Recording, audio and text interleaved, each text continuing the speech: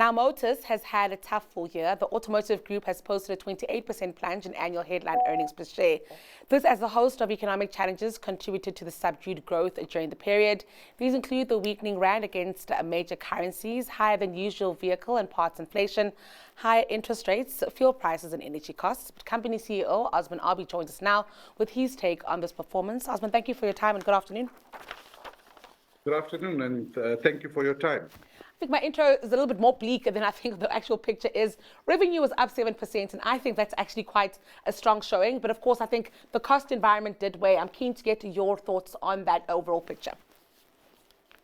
I would agree with you. You're a bit more pessimistic than what the results show. Yes, we're up on turnover. I agree with you. But I think what's fundamental to our group is that we've generated 5.5 billion rand worth of operating income.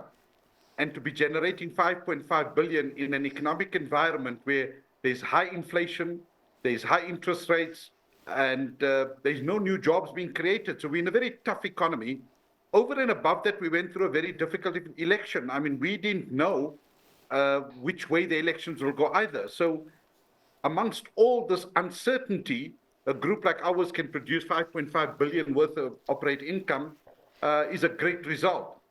Over and above that, I think the divisions have performed well. We've got the importers not too well, but again, they came to the party. We've got the retail division, we've got the car rental division, the UK, Australia businesses have done well.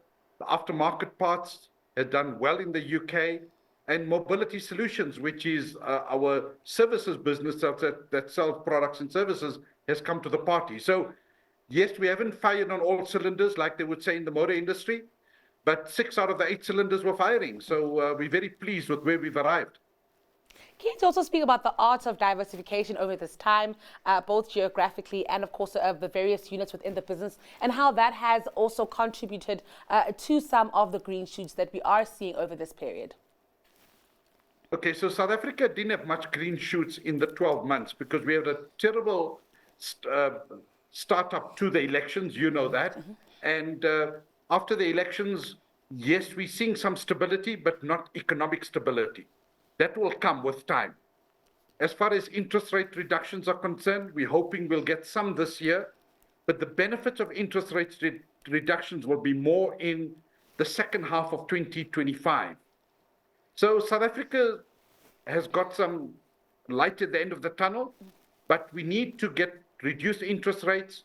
We need to get a few more jobs and get the economy to be stimulated. So that's on the positive side.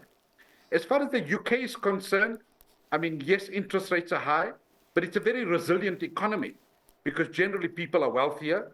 Our aftermarket parts has done great business there. We had price increases, but people are still buying aftermarket parts. We are big in commercial businesses. I mean, that's done very well because we're not dealing with the man in the street. We're dealing with commercial businesses delivering food for and goods and services, goods to the supermarkets and things like that. That business has done well because those trucks will have to work hard, they have to be serviced, you supply parts to them and you sell vehicles. So the UK has been good to us. And then if you take Australia, this is the best year we've ever had in Australia. And that comes off a base when there were no cars available, cars were being desanitized. All those problems are over. So Australia is getting a good flow of cars. We're fortunate that those cars are being sold and we've had a great year. So, you know, it's nice to be in different jurisdictions which give you different benefits at different times. When you add them all together, that's when you get the good recipe. Osman, let's also touch on the South African market there. You touched on the macros. I also want to speak about just the vehicle market that we face here. I believe South Africa has an oversaturation of brands at this point. I don't know how many more we can take, but it looks like more are coming in. And that really does make it complicated in terms of trying to sell vehicles on this market. How do you take stock of that? Just the sheer number of competitors that are all, vying for very few customers, as you've pointed, people aren't working, the economy isn't growing. You're 100% correct, is that there's too many brands coming to South Africa and we actually don't know who to back. Who are the players of the future? Who's the Hyundais and the Kias of tomorrow? And that's we don't know. So we're going to play with a few players. look at their product range and see, has it got a wide product range or has it got a narrow product? If it's got a wide product range, you've got to get into the market, and hopefully the people that you're backing will be here in the next 5 years. So it's very difficult. I agree with you 100% that giving the customer so much choice, too many cars coming our way, customers are getting confused, and very few customers, as a result, people are putting money on the bonnet, they're reducing margins for the dealers because they want to remain competitive. But the next 2 to 3 years are going to be very difficult for the South African consumer in terms of brand choice, who are here the players to stay, and who's not going to stay.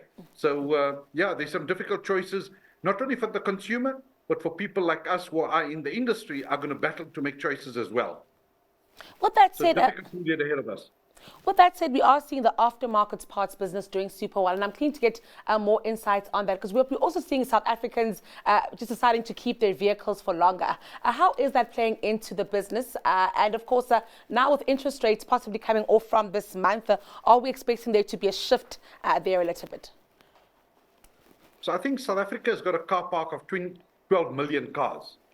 Only about 3 million of these are under warranty. So that pond we're fishing in, which is 9 million cars, are they going to halve tomorrow? No, they're going to be here to stay.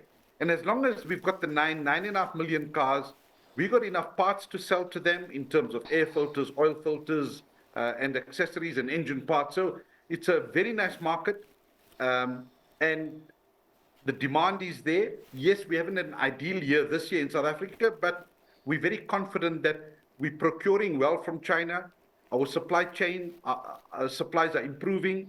Hopefully, we can settle down the problems at the port, because our containers do get stuck in ports. Cars don't get stuck, but containers do get stuck. And because of that, we've got to carry more stock. So we're quite optimistic that the aftermarket parts is a good business, because we've got good customer bases. I mean, 9 million cars, those are our customers. It's cash generative and with an active market. So even in bad times, people have to repair their cars. In good times, they repair their cars. So, in the good times, you're not going to double your profits. In the bad times, you don't halve your profits. So it's a very consistent market. And that's exactly what's happening in the UK. The UK is also a very stable market for aftermarket parts. People are keeping their cars longer. And that's created a fantastic environment for us to improve our margins and make our parts more accessible to a lot more people. I'd also like to speak about the balance sheet here and maybe looking at capital allocation over the period. I know there were some acquisitions in Australia, in the UK, but how are we looking in terms of growth, Osman, when we try to see where else Motus can eke out some good numbers? So as far as Motus is concerned, remember at the time of unbundling in 2018 and the first results were 2019, we were 3.5 billion operating income, we 5.5 through acquisitions, through organic growth. I think the next 18 months will be more organic. So that means we're going to sweat the assets more and, and as a result, generate more income from the assets we have. So there's no need to go do a big acquisition in the next 12 to 18 months, but sweat this current asset. So there are good opportunities that we can grow the business. In the importer space, there's opportunity. In the retail space, in the aftermarket parts and mobility solutions. So I believe there's no need to do a big acquisition. The cash we generate will pay off some debt. We pay a good dividend. We pay 35% of our attributable income in the form of a dividend. And after we do working capital, after we put interest money, tax money, we still generate about 3.5 billion rand worth of cash. So we're in a very good position to consolidate our position, reduce our debt slightly, and improve our future profitability. So yeah, in 2 years' time, the group will have to do some acquisitions, because otherwise you'll have too much cash in your balance sheet. Then, Osman, before I let you go, I do believe this is possibly your last few months at Motus. I'm just keen to reflect on your leadership and maybe even the Motus that you hand over to your successor. Thank you. And I think I'm very privileged that I can hand over to a successor that's been working with me for 8 years, knows the business, knows the strategy, has traveled the UK, has traveled Australia, and knows everything that's happening in South Africa. So in any leadership position, if you can hand it over to a position that you know your business is going to be well taken care of and grow from here onwards, that's the best position to be in. And I'm very fortunate that I can hand over to Okut knowing that he's going to grow the place and he'll be well supported by his exco, which are supporting him for the last 7 years. Well, it's been a pleasure speaking to you. Thank you so much for taking us through the set of these numbers. Go well. That was Osman Arbee, CEO at Motus.